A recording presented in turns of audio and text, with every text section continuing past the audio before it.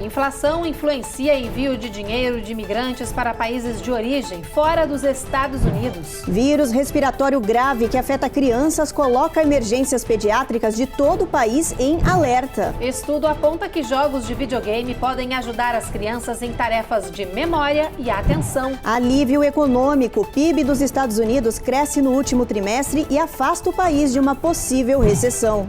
E você vai conhecer um homem que se fingiu de morto por 321 dias para ganhar um papel numa série famosa da televisão.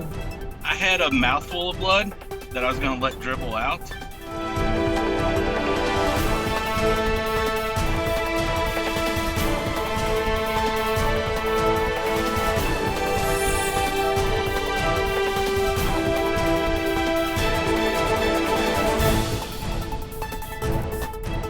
Boa noite. Olá, boa noite.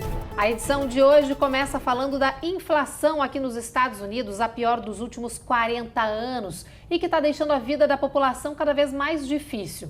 Se essa realidade é ruim para os norte-americanos, imagina para os imigrantes. Pois é, olha, principalmente para aqueles que enviam dinheiro para a família no exterior. Muitos estão sendo obrigados a procurar um segundo emprego para pagar aí as contas do dia a dia e sustentar os parentes, como mostra a Eloaura Zen.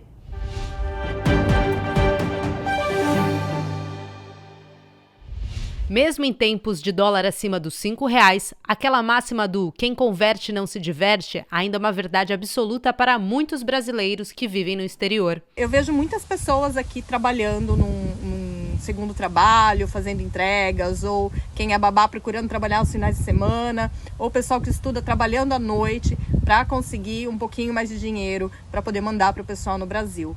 Em 2018, a gasolina estava R$ 3,50, agora está R$ 7,00, então dobrou o preço e o salário não acompanha. Além de lidar com a inflação no Brasil, que subiu quase 7% no acumulado dos últimos 12 meses, os imigrantes que ajudam financeiramente suas famílias têm de lidar também com a inflação dentro de casa. Nos Estados Unidos, por exemplo, a inflação passa dos 8%, uma realidade que vem corroendo o poder de compra de quem vive no país. A alta da inflação tem pressionado os preços dos alimentos, dos combustíveis e até dos serviços. Não há quem não esteja sendo afetado ou pelo menos não esteja sentindo a alta dos custos, que faz amargar até um bom chocolate. Os doces de cacau, segundo os índices, estão em média 10% mais caros do que no ano passado. Uma verdade bastante indigesta para quem tem que colocar comida em outros pratos e até para quem se preocupa apenas com o próprio patrimônio. A melhor saída nesses tempos é apostar em renda fixa, isso mesmo. Apostando em renda fixas, aonde os ativos são atrelados aos indexadores que acompanham a inflação. Agora a gente fala de economia. Hoje saiu o anúncio de que os Estados Unidos cresceram significativamente no terceiro trimestre, que encerrou agora em setembro. Isso significa o fim de 6 meses de retração econômica aqui no país. Mas apesar dessa boa notícia, esse crescimento não afasta o fantasma da recessão. O aumento anunciado do PIB, o Produto Interno Bruto, foi de 2,6%. Esse crescimento ficou acima da expectativa do mercado e foi puxado aí pelo consumo, pelas exportações e gastos do governo. Para os especialistas, esse resultado é realmente uma boa notícia, mas também um indício de que o país precisa fazer mais para afastar de vez a ameaça da desaceleração econômica. Espera-se, por exemplo, que o Fed, que é o Banco Central Americano, aumente novamente a taxa de juros para frear a inflação. E isso pode levar a maior economia do mundo a um quadro real de recessão. Bom, agora a gente muda de assunto porque uma nova pesquisa apontou que a expectativa de vida aqui nos Estados Unidos está abaixo do esperado. Os especialistas dizem que a culpa é da pandemia de Covid. Enquanto alguns países já se recuperaram, os Estados Unidos continuam em declínio. Os últimos 2 anos marcaram a maior queda em um século. Antes, a população dos Estados Unidos podia viver até os 79 anos. Agora, a expectativa de vida é até os 76. O maior declínio foi registrado nas comunidades indígenas americanas e nativas do Alasca. Eles tiveram uma queda de 2 anos e agora a expectativa é a mesma da população de 1944. A população branca também registrou um grande retrocesso isso se comparado com os negros e hispanos. A diferença de gênero também aumentou, com as mulheres vivendo cerca de 6 anos a mais que os homens. Entre os países de alta renda, os Estados Unidos são o único que continua registrando declínio. Outras nações desenvolvidas já começaram a se recuperar. Apesar da queda, a expectativa de vida no território americano ainda está acima da média global, que é de 73 anos. Esse declínio, segundo os especialistas, foi provocado principalmente pela Covid-19. Segundo o CDC, o Centro de Controle de Doenças, os aumentos nas mortes provocadas pela doença representaram pouco mais da metade do declínio e também por causa da crise de opioide no país, que aumentou mais de 50%. Depois do intervalo, tem reportagem sobre os impactos da pandemia na maternidade. Um levantamento mostra que aumentou em 25% o número de mortes de mulheres gestantes no ano passado. E mais, se você teve Covid e perdeu o olfato, uma boa notícia. Os médicos divulgaram uma espécie de cartilha sobre como treinar o seu nariz para voltar a sentir cheiros.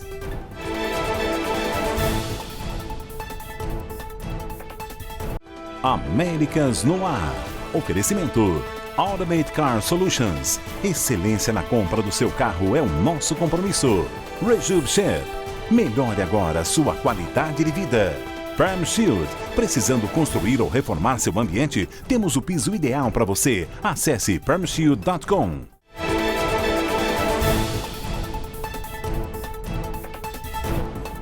Já voltamos e com uma estatística dramática. A Covid-19 aumentou em 25% o número de mortes maternas no ano passado. Esses dados são do CDC, o Centro de Controle e Prevenção de Doenças. As maiores vítimas foram as mulheres negras e hispanas. A Carolina Camargo tem todos os detalhes. Os números são assustadores e jogam um holofote em cima de um problema gritante envolvendo gestantes e bebês recém-nascidos nos Estados Unidos. Desde 2018, as mortes maternas aumentaram 80% em todo o país. Esse problema já era apontado como uma crise, mas com o surgimento da Covid, o quadro piorou e muito. Só para se ter uma ideia, no ano passado morreram 1.178 mulheres grávidas. O vírus da Covid foi o responsável por 25% dessas mortes. Para piorar, a porcentagem de bebês prematuros e abaixo do peso normal também cresceu. Pesquisas apontaram que a Covid aumentou em 5 vezes as chances das gestantes serem internadas na UTI. Disparou o risco das mulheres darem à luz a bebês sem vida e descobriu-se que o vírus em grávidas pode se desenvolver na forma mais agressiva.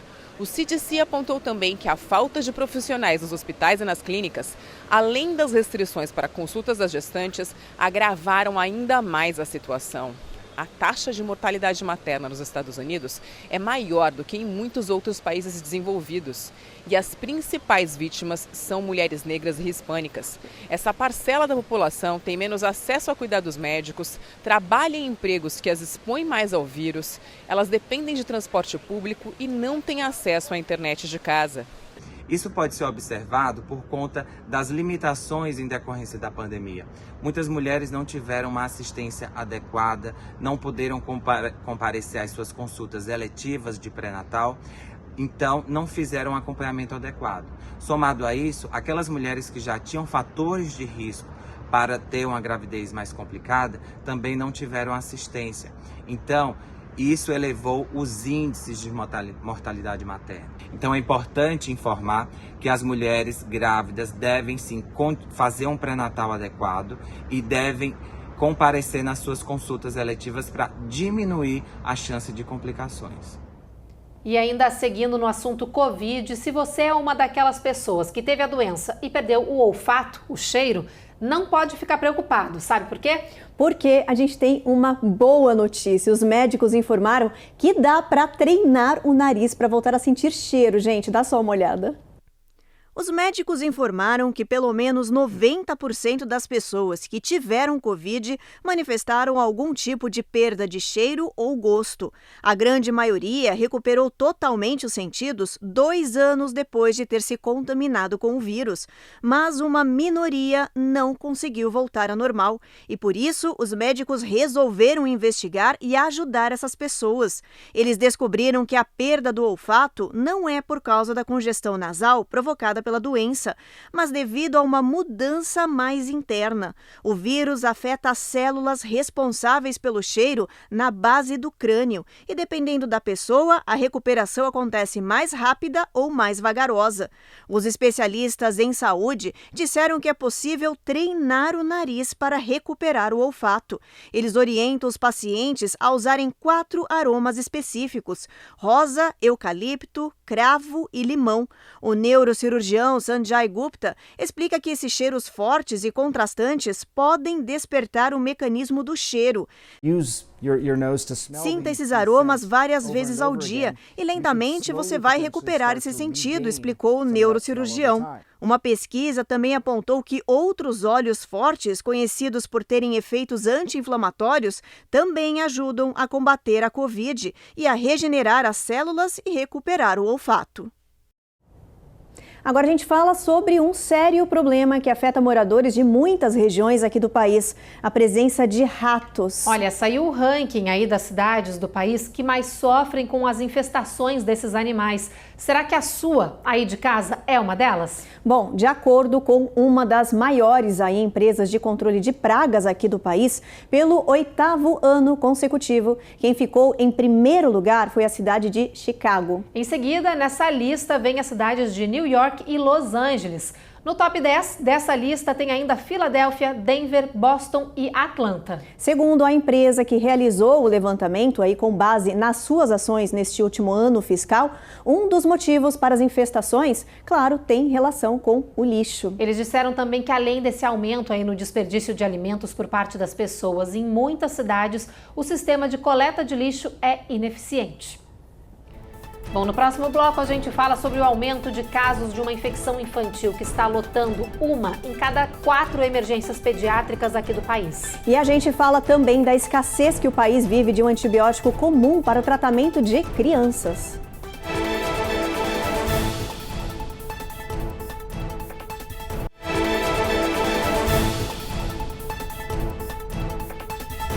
Vamos falar agora de eleições de meio mandato. Nessas midterms, além da eleição de governadores, deputados e senadores, em muitos estados tem decisões importantes e polêmicas sendo tomadas. Pois é, olha, em 5 estados aqui do país, por exemplo, os eleitores vão votar em medidas para proibir a chamada escravidão prisional, que mantém pessoas detidas em situação de trabalho questionável há anos.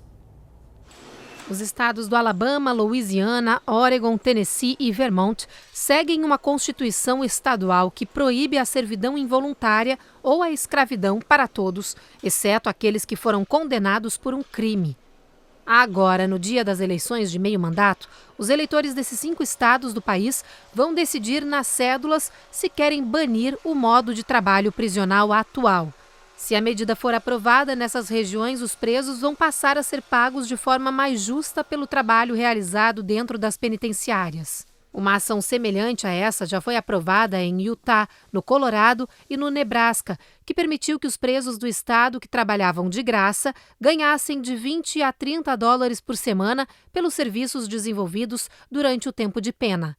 Hoje, na Louisiana, que vai votar sobre essa medida, um preso que trabalha colhendo algodão ganha apenas 2 centavos por hora. Há uma resolução da Assembleia Geral da ONU, por exemplo, a resolução 70175, de dezembro de 2015, conhecida como as regras de Nelson Mandela.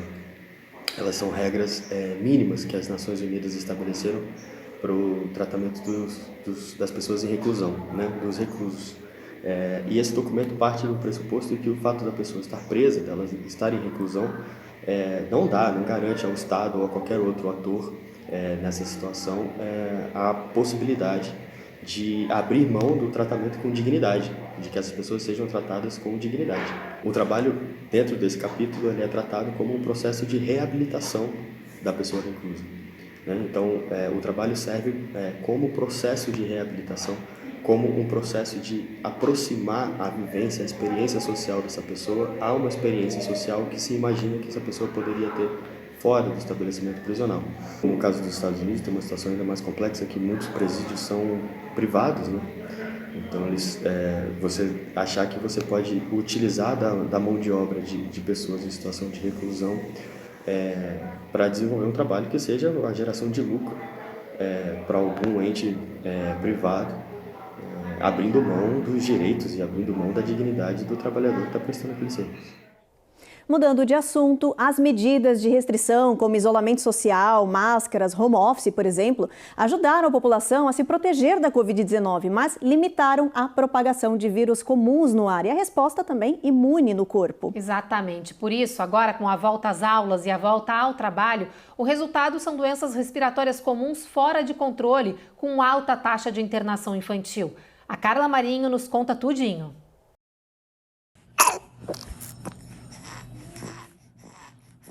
Dificuldade para respirar, febre alta, tosse, coriza nasal e redução do apetite. Os sintomas que levaram à internação deste bebê estão gerando uma verdadeira sobrecarga nos hospitais infantis americanos, antes mesmo da chegada do inverno. Os especialistas em saúde emitiram até um alerta para o que está sendo chamado de tríplice ameaça viral, que são as infecções virais mais comuns do inverno: a gripe, o Covid e o vírus sincicial respiratório, conhecido como RSV, que geralmente afeta crianças menores de 2 anos. De acordo com a doutora Sarah Combs, médica de emergência do Hospital Nacional de Crianças, os próximos meses serão desafiadores. Acho que teremos vários meses difíceis. Estamos vendo um grande número de crianças adoecendo que realmente precisam de apoio para respirar e vimos mais cedo do que o esperado. Em todo o país, cerca de 3/4 dos leitos de hospitais pediátricos estão em uso atualmente, o maior registro dos últimos 2 anos. Nos estados do Maine, Rhode Island e Delaware, mais de 90% dos leitos hospitalares infantis estão ocupados com pacientes que apresentam esses sintomas. De acordo com o CDC, na segunda semana de outubro foi registrado o maior número de casos de RSV do que qualquer outra semana dos últimos 2 anos. Nesta high school, na Virgínia, metade dos alunos faltou aula na semana passada por apresentar sintomas de gripe.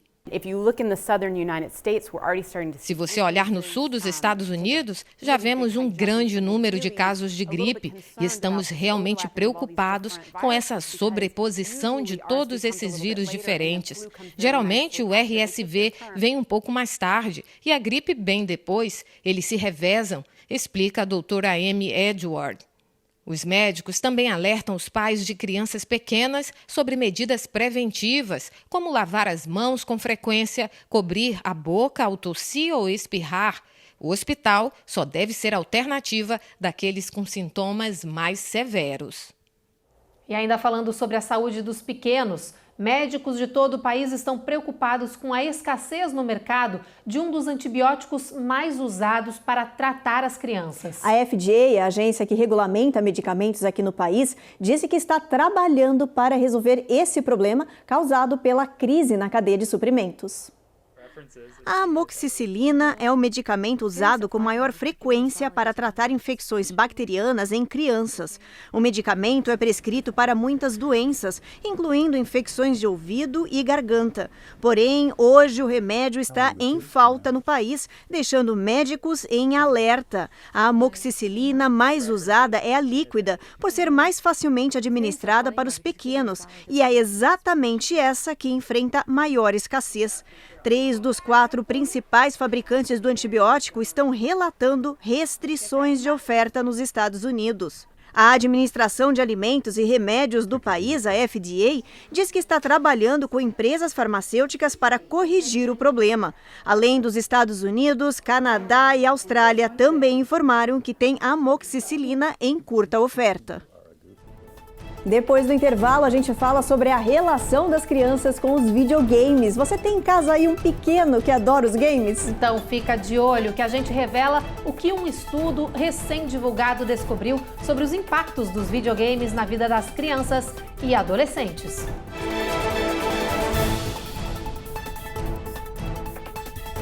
Américas no Ar. Oferecimento Automate Car Solutions. Excelência na compra do seu carro é o nosso compromisso. Rejub Chef. Melhore agora sua qualidade de vida. PermShield. Precisando construir ou reformar seu ambiente? Temos o piso ideal para você. Acesse permshield.com.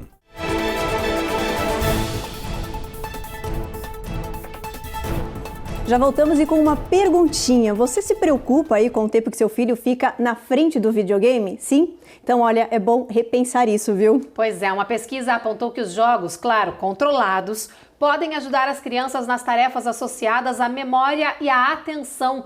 A Cone Rocha explica pra gente. O estudo feito pelos Institutos Nacionais de Saúde analisou mais de 2.000 crianças entre 9 e 10 anos que jogaram videogames por 3 ou mais horas por dia. O resultado é que as crianças gamers resolveram melhor as tarefas que usam a memória e o controle de impulsos, de forma mais rápida e precisa do que as crianças que não tiveram contato com os jogos. Elas também tiveram uma maior atividade cerebral em regiões associadas à memória e à atenção. Os pesquisadores também perceberam que a maioria das crianças preferiu aqueles jogos mais rápidos e de ação e aventura, em comparação com os jogos mais lentos, como os parecidos com um quebra-cabeças, por exemplo. Segundo os estudiosos, apesar dos resultados positivos dessa experiência, isso não significa que o videogame deve ser liberado por tempo ilimitado. Mas, por outro lado, eles reconhecem um lado positivo dos joguinhos. Outras pesquisas da área já revelaram resultados semelhantes, mas esse foi o estudo que envolveu o maior grupo de crianças até hoje. Olha, eu estou surpresa com essa pesquisa, porque os pediatras falam pra gente que não pode deixar mais que 2 horas no videogame, né? Então, lá em casa a gente tem essa regra. Eu tenho um menino de 11, um de 13, e a gente tem essa regra que não pode ficar mais de 2 horas no videogame. Mas agora, com essa pesquisa, eu até vou ficar mais atenta. Quem sabe, se eles tirarem notas boas, eu consigo liberar 1 hora a mais, né? Então, vamos ver. E já que a gente está falando de jogos, olha só essa história. Cientistas franceses ensinaram células do nosso corpo a jogar videogame. E não é que deu certo, gente. Até parece a história de Hollywood, de ficção científica, mas não é não, viu? É vida real. Olha, a gente tem imagens para mostrar para vocês. Essas aí são as células humanas jogando o Pong, aquele joguinho que consiste em deslizar uma barra para cima e para baixo para rebater uma bola. Os cientistas treinaram células humanas e de ratos para essa brincadeira e gravaram o resultado dos mais de 400 jogos. Eles colocaram essas células ligadas a um sistema de microeletrodos e ensinaram que elas deveriam responder a cada sinal elétrico que recebiam. Ou seja, as células eram a barra e o sinal elétrico a bolinha do Pong. Aí o resultado já viu, né? Foi esse jogo aí. Agora esses cientistas querem aproveitar essa oportunidade para estudar o comportamento das nossas células em diferentes situações, como por exemplo em casos de bebida e remédios. E olha, tudo para no futuro ajudar aí pessoas que sofrem com doenças como a demência, por exemplo. Muito legal, né? Bem curioso, mas uma forma legal aí de tratar da ciência e de repente aí conseguir aí resultados positivos com relação à demência, que a gente sabe que é tão difícil de conseguir avançar, né, nessa parte da ciência. Não, e é impressionante essa pesquisa, né? Eles treinarem célula até pra gente enxergar até que ponto a gente consegue ir, né? E você viu que elas não erram nada, né? Acerta direitinho a bolinha. É impressionante, realmente, muito parabéns. Legal. E a gente torce para ir adiante. Isso aí. Bom, vamos para a previsão do tempo agora, Ruth? Vamos com a gente aqui no telão, pessoal? Olha só, começamos por Boston com tempo encoberto, em New York sol forte, máxima de 58, tempo encoberto também em Washington. Vai chover em Orlando e também tempo sol entre nuvens em Miami. Agora a gente chega no Texas, gente, chuva prevista em Dallas e temporal em Houston, com mínima de 50 graus. Vamos dar uma olhada agora em Washington, em Seattle, vamos ver. Olha só, chuva também mínima aí de 46, máxima de 57. São Francisco, tempo encoberto, sol entre nuvens, sol forte em Los Angeles, máxima de 76. E sol forte aí também em Las Vegas, máxima de 72. Aumentou um pouquinho, Evelyn, ontem era 70, hoje está 72, está recuperando, aí está subindo. E o sol voltou. E o sol voltou. Bom, agora a gente mostra para vocês uma história bem divertida de um morador de Kentucky que está ficando famoso na internet por postar vídeos com a intenção de virar ator. Pois é, mas ele não quer qualquer papel no cinema não, viu? Ele quer mostrar o seu talento, gente, para se fingir de morto. E olha que só por causa dos vídeos que ele postou na internet, ele já conseguiu papel até numa série de TV bem famosa. Olha só.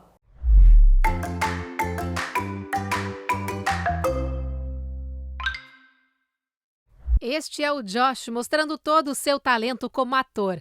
O gerente de um restaurante do Kentucky já postou mais de 300 vídeos se fingindo de morto nas mais diferentes situações. Entre os vídeos mais famosos está este, que ele finge ter sido decapitado. O truque foi colocar um espelho apoiado na cabeça para refletir a grama e provocar a ilusão de ótica. O homem simula as mortes dos jeitos mais criativos, ao cair de uma escada enquanto pendurava enfeites de Natal, ou até caído no meio de um riacho. Aqui, nesta vez, no meio da rua, ele se jogou no chão e simulou cuspir sangue pela boca, mas teve que parar a gravação porque uma pessoa passou e se assustou. Tive que ir até a pessoa tentar me explicar, lembra Josh. I had a mouthful of blood that I was going to let dribble out. Para mostrar todo o seu talento como cadáver, ele até recriou famosas cenas do cinema. We have left nothing to chance. Todas essas mais de 300 mortes online foi só para chamar a atenção do seu seriado favorito, o CSI Las Vegas. E não é que deu certo? Josh conseguiu o que tanto queria e teve a chance de desempenhar um papel de morto na série, que é uma das mais famosas do mundo. Foi bem difícil, eu não tinha fala, mas fiquei deitado numa maca de metal por cerca de 5 horas, conta Josh. It was me laying on a metal gurney for about 5 hours. O produtor executivo da série elogiou a atuação do morto. Deu para ele 5 estrelas por conseguir ficar perfeitamente parado. Hoje, aos 42 anos, Josh diz que realizou um sonho e que não vê a hora de se analisar na televisão no episódio que vai aparecer na sua série favorita. Ele também diz que não pretende largar a carreira artística e que já recebeu outros convites para aparecer morto de mentirinha nas telonas.